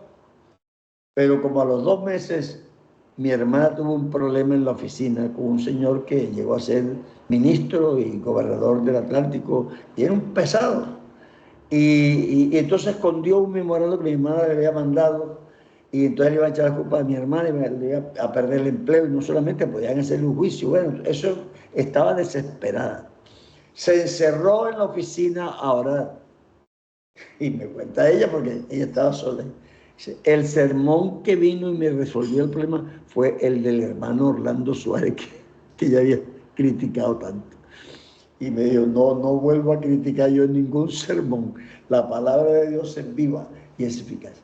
Y te digo, hermano, es posible que no sea tu mejor sermón de forma oratoria, pero procura que sea un sermón ungido, que traiga un mensaje que le ilumine el alma a la gente y que le resuelva sus problemas. Nosotros necesitamos seguir siendo predicadores de la verdad. Y no olvides que el invisible se hace visible por las cosas que están hechas, ¿verdad? En Romanos dice eso. Las cosas invisibles de Dios, su eterno poder y deidad, se hacen visibles por la creación. Si tú hablas de un Dios todopoderoso que no se ve, que es invisible, en el culto debe pasar algo que muestre que el viento sopla y oyes sus sonidos y las hojas se mueven, aunque no lo veas. Los dones del Espíritu Santo no son un adorno, son la manifestación visible del Dios invisible.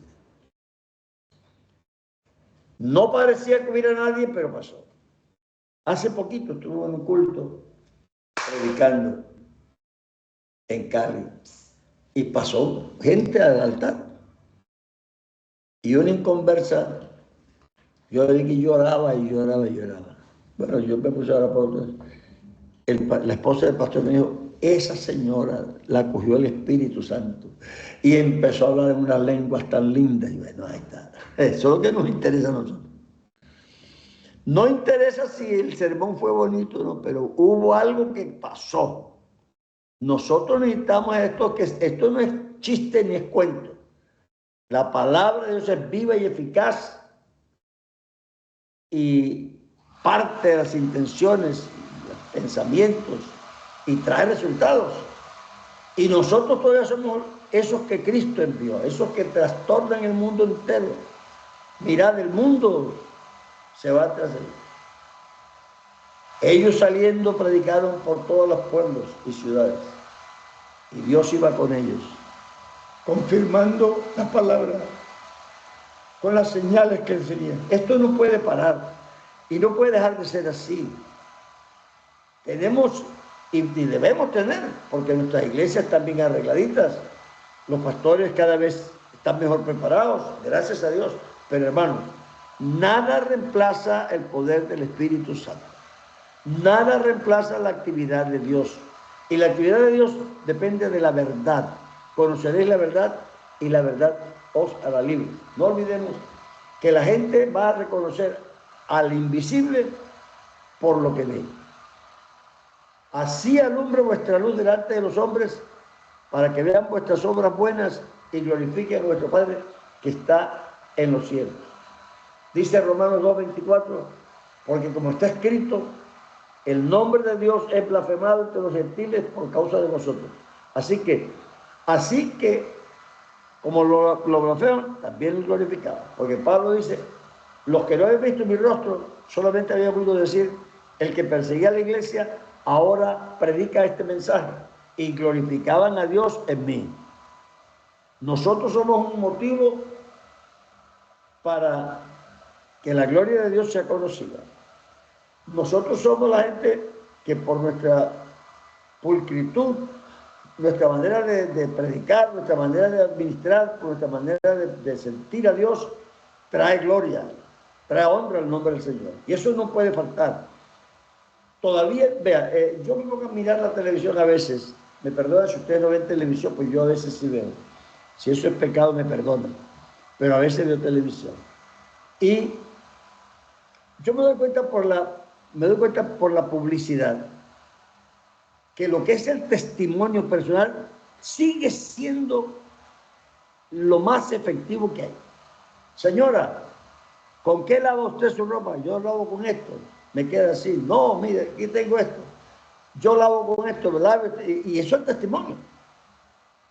Todavía el testimonio verdadero sigue siendo impactante. Así que nosotros somos testigos. Nosotros hemos visto y hemos oído. De lo que sabemos, hablamos. Lo que hemos visto, testificamos. Sabemos que Dios es todopoderoso y sabemos que es verdad y lo testificamos. Y no tenga miedo, Dios sigue siendo el que manda en todas las cosas. La razón de ser del ministro es la necesidad del ser humano. Tú eres pastor no para que ganes plata, ni para que te nombren un cargo, no, tú eres pastor porque tú eres necesario, porque hay gente que tiene una necesidad grande y necesita de nosotros. Yo necesito llenar ese espacio que Dios trató de llenar para salvar la humanidad. Nosotros somos gente que llenamos una necesidad. Si yo no lleno esa necesidad, yo no sirvo para nada. Si yo tengo un destornillador que no destornilla, ¿para qué sirve? ¿Verdad? Uno necesita ser justificado por la eficiencia en aquello para lo que lo mandaron a hacer. Lo mandaron a hacer una mesa y construyó una silla, pero necesitaban era una mesa. Nosotros estamos llenando una necesidad. Yo soy pastor no para mi gloria, sino porque lleno una necesidad. La existencia del ministro es la necesidad del hombre. Si no la llena, no es necesario. Si Dios no llena, si tú no llenas ese espacio que Dios te puso a llenar, entonces, ¿para qué existes? Yo creo que resumiendo todo, uno tiene que sentirse útil para lo que fue hecho.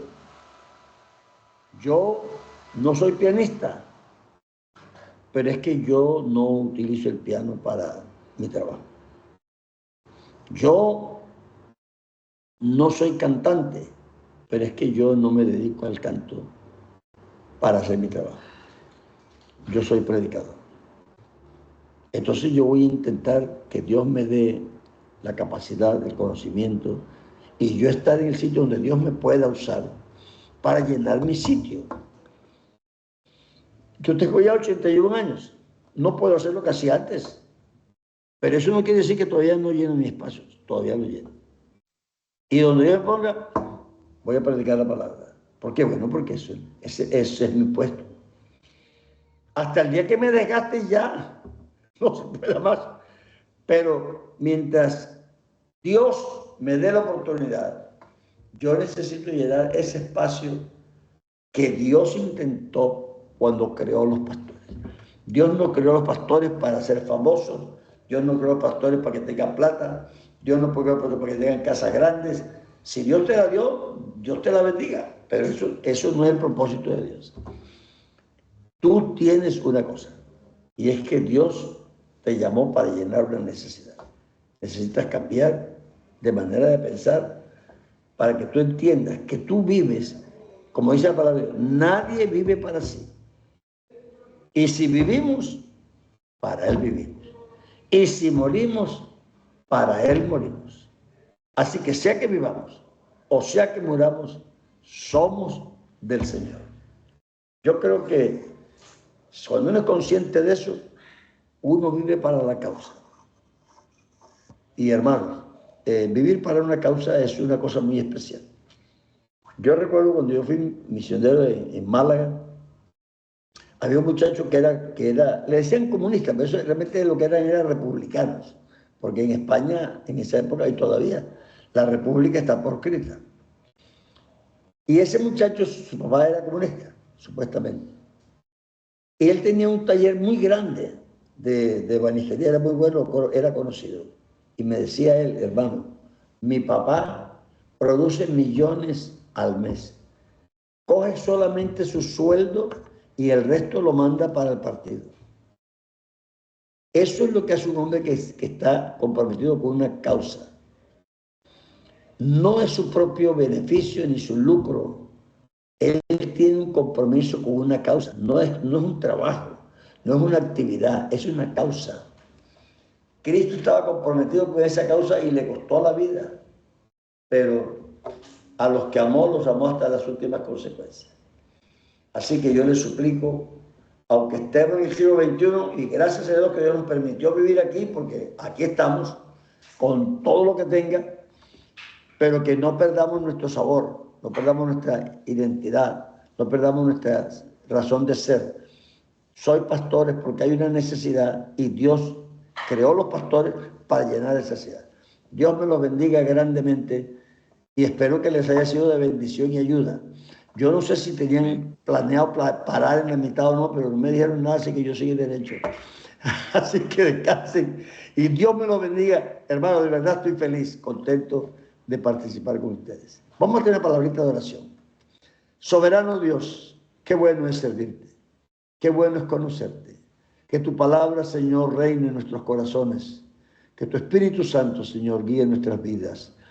Ilumina a cada pastor, dale un mensaje poderoso cada domingo, cada martes, cada día que le toque presentarse ante su congregación. Un mensaje que toque los corazones, que convierta el alma, que muestre el camino, que exalte a Jesucristo y que la victoria de Cristo sea conocida. Te lo suplico en el nombre de Jesús. Amén. Amén. Dios me lo bendiga. Amén, hermano Amén. Álvaro. Muchas gracias. Me dicen para la próxima si hay parada o no. Bueno, señor. Muchas gracias por su tiempo. Bueno, amados hermanos, así entonces terminamos la sesión del día de hoy. Estaremos informándoles con tiempo acerca del siguiente tema que tendremos y el hermano Álvaro una vez más estará con nosotros. Así que bueno, muchas gracias. Considero que los hermanos de Educación Cristiana estarán luego compartiendo algunas notas sobre la enseñanza que nos fue impartida el día de hoy. Precioso, hermanos, muy poderosos los conceptos que escuchamos de nuestro hermano. Dios no creó pastores para otra cosa, sino para llenar una necesidad, y vamos a comprometernos con la causa del Señor. Bueno, que tengan un excelente día, amados ministros, y un excelente fin de semana. Estaremos entonces pendientes para lo que sigue. Dios los guarde. Amén. Sí, Jesús les bendiga. Gracias. Amén. Bendiciones. Amén. Dios les bendiga a todos. Bendiciones. Dios les bendiga. God bless you. God bless you. Amén, amén. Dios les bendiga a todos, compañeros. Paz de Cristo. Te amamos mucho. Leonardo. Gracias, gracias. Aleluya, nos fuimos. Dios les bendiga, hermanos.